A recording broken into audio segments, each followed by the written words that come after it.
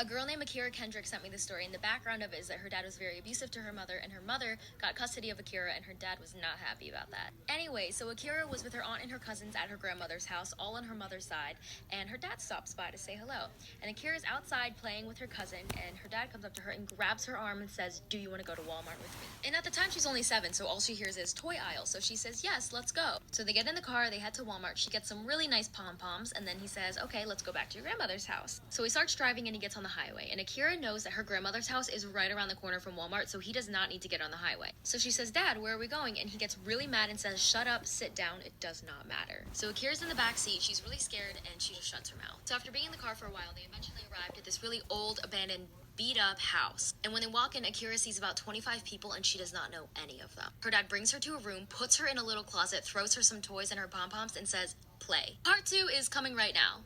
Part 2 of Akira's dad literally kidnapping her. So when they get to the house, Akira is really scared. She doesn't know any of these 25 people. Her dad brings her to a room, throws her in a closet, puts some toys in there, and says play. So after about an hour of being in a little closet with some toys, she finally decides to get up and go look for her dad. So she opens the door and starts looking around, and there is no one in the house. There is not even a single trace of somebody ever being there. So of course she starts freaking out and crying. She doesn't know where she is. She's so far away from her grandmother's house, and she doesn't have a phone. And so eventually, after 3 hours, she hears somebody. She looks up, and her dad is standing there, and he says, "Come on, let's go, the cops are outside." So basically, Akira's aunt called the cops, and they had a search warrant for him. They ended up finding her dad, and they said to him, "If you don't take us to her, you will go to jail." And obviously, from what I just said, he finally took them to her at this random old abandoned house, and they found her. And they ended up putting him in jail anyways, because why not? 2 years in jail and 1 year on probation. Don't steal children, people. Don't steal them. So when I was a sophomore in high school, I had this teacher who would only let the students in her class use the restroom one time per semester. Well, one day I raised my hand and I was like, "Excuse me," I don't remember her name, "can I please use the restroom?" And she was like, "No, you can't, because you've already used the restroom in my class this semester." Well, excuse me, you can't dictate my bladder. So I'm all frustrated, and I started secretly texting my mom because I wasn't allowed to use my phone in class. And I was like, "Mom, I'm sitting in class right now, my teacher won't let me use the restroom." And she was like, "I'll take care of it for you." And I was like, "Okay."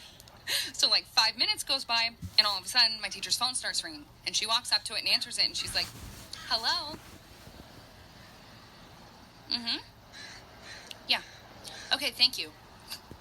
And then she walks up to me so angry, and she slams the pass on my desk, and she was like, "Since you have to go that bad." And I was like, "Yeah, I really do, thanks." And I got up and left. I didn't even have to go to the bathroom. It was just the principle of it. I just roamed the halls. I was in class on Zoom. I wanted to go to sleep, honestly, because when I'm tired, I go to sleep. I end up falling asleep, and then class ends, and everyone starts leaving the class, except me, because I was in a whole other universe at this point. I was dreaming, I was flying. At this point, me and the teacher are alone in the call. This is the best part. Then the teacher starts talking to me, and he's like, "Samantha, wake up. Samantha, please. Samantha, you have another class." He woke me up, but I was half awake, so I didn't really know what was going on. So I thought it was my brother waking me up, and I straight up yelled. I was like, "Shut up, you fat booger." And so then I realized, call my teacher a fat booger. And now he scheduled a parent conference. I'm going on Monday, so I'm really excited. I made my teacher cry. Story time. When I was in 2nd grade, I had this teacher, and she was the devil, and we're going to name her Miss Jackson. And the reason I call her a devil is because she would say really mean things to me to my face. She would be like, "Ty, stop talking like that. You sound like a little girl." Or, "Your favorite color can't be pink. You have to choose one of the boy colors." And since I was so young, I didn't understand how serious these things were, and I didn't know I can get her in trouble. And I would go home sad every single day. Eventually, my mom noticed, and she asked me what was wrong. So I told her some of the things that Miss Jackson would say to me, and my mom was mad. And my mom was like, "The next time she says something to you, say something rude back, and if you get in trouble, I'll handle her from there." So I was like, "Okay, I'll do it." Now, Miss Jackson was a heavy lady, so I knew if I said something rude to her, it would be about her weight. Though we don't body shame around here. We don't do that, okay? So I'm in school eating lunch with my friends who happen to be girls, and Miss Jackson comes up to me and she's like, "Shouldn't you be eating with the boys?" So I looked at her and I was like, "Shouldn't you be eating a salad?" And the lunchroom started laughing, and then she started crying. My daughter, Savannah, is the CEO of faking illness to get out of school. So when she does not feel like being there, she will go to the nurse's office and complain to them that she is really not feeling good so that they call me and I have to go get her. Well, one day after this happens, I walk into the administrative office and everybody is really concerned because Savannah is sitting in a chair so dramatically hi, Mom. And, like, when I saw her, I burst out laughing. I was like, oh, my God, are you okay? And everybody looked at me like I was some really bad mom. Like, oh, my God, why aren't you more concerned?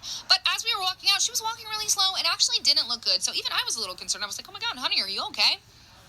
Until we got to the car when Savannah looks at me and goes, you know what, Mom? I feel better now. And I was like, Savannah, are you serious? And she's like, Mom, do you maybe want to go to Starbucks and have, like, a girls' day? And I was like, honey, what kind of question is that? You know I do. So I used to know this girl who would constantly say things like, guys, sorry, I'm so ugly. I just ruined the whole group photo, I'm sorry. And then everyone would automatically comfort her and be like, no, you're beautiful, you shine. And then she would be like, no, but thank you. And she would do the same thing over and over again, trying to get everyone's attention. So eventually I got tired. So the next time she came to me saying, I'm so ugly, I was like, you know what? You are. She was like, what'd you say? And I was like, if you think you're ugly, I can crop you out of the photo.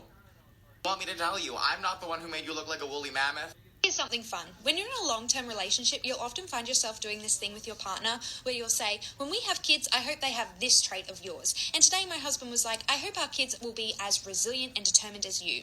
When I was 11 years old, I got in a fight with my mum when she was picking me up from school, and I was being so rude that she wanted to teach me a lesson and scare me a little bit. So she said, you can find your own way home. Left me outside of my classroom, got in her car and drove off. Now, realistically, she was just doing the block and was going to come back and pick me up, hoping that I would be apologetic.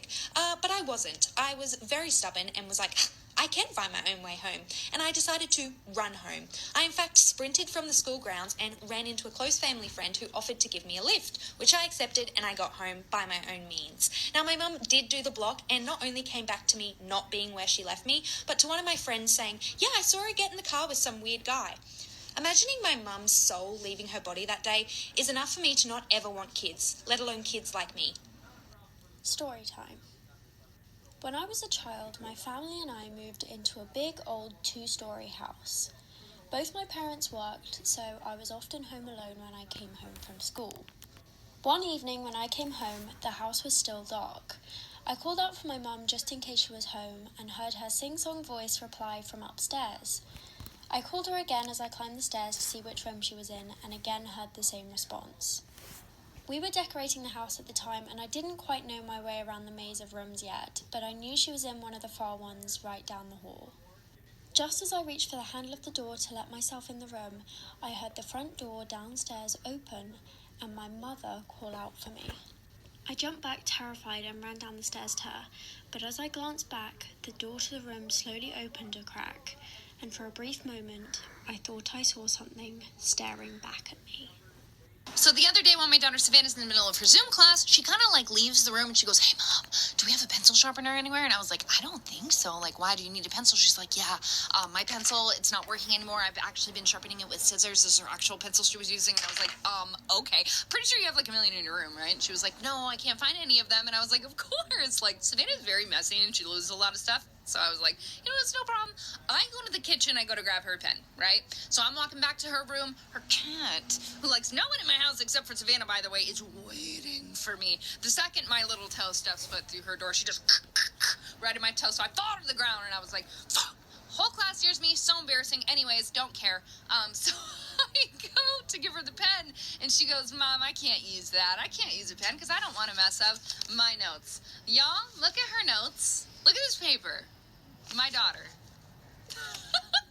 So when I was in the 4th grade, I had a science fair where I had to come up with a new invention, and I came up with the greatest idea of all time. I thought it was incredibly innovative new technology, and I called it Brownie CC's, aka Brownie Cupcakes. Now, the day of the science fair, I showed up to school without my Brownie CC's because my mom didn't have enough ingredients to make them fresh for the class, which is what I wanted. And so my teacher screamed at me and sent me to a 2nd grade classroom to do work all day, and I cried because the rest of the 4th grade got to just have fun and celebrate the science fair.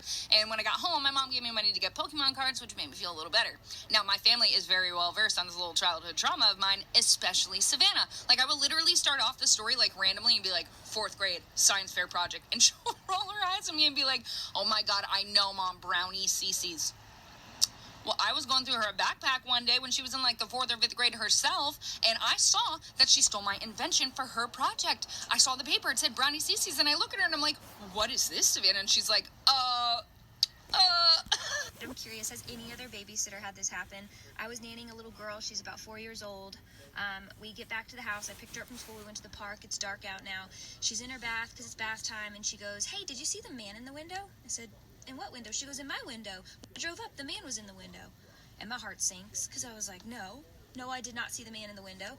So I go and check the house thoroughly, and there's nobody in the house, but the back door was unlocked, and whoever had left the house last, I guess, left the back door open. So that was a little weird, but I didn't see a man, so I go back in, I get to the bathroom, and she goes, "The man's in the hallway now." And I was like, "Well, I didn't see a man in the hallway." She's like, "He just walked by." And this isn't a kid that I'd known this child really well, and she'd never lied before.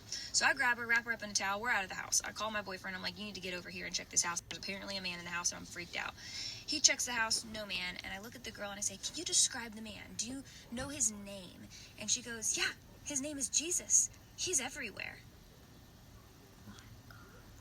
So my daughter Savannah is epileptic, and most of y'all know this by now. And when she has grand mal seizures, which doesn't happen very often, like, it's a production, right? Like, she makes noises, there's warning signs, and then she drops, seizes, goes into her tonic-clonic phase, and then goes to bed for a few hours, and then she wakes up, she's totally fine. Well, listen, I was just in the kitchen talking to Savannah. I was putting a little Uncrustable in the toaster for my son, and she stops talking to me mid-sentence, no warning at all, and just drops. And I'm like, oh. And I catch her, and I ease her down to the ground, and I'm like, "Oh my God, here we go. And I'm like, rubbing her head. I'm like, "It's gonna be okay." She's seizing, I'm holding her. My son is climbing on my back at the same time, and I'm like, "Buddy, get out of here. Your sister's having a seizure." And all of a sudden, without missing a beat, she stops seizing and goes, "Hi, Mom." And I'm like, I'm having a full-blown panic attack. I'm like, "Are you okay?" And she's like, "Yeah, I'm fine. That was weird. Can I go play Roblox?" This girl. Bye guys. Thanks for watching.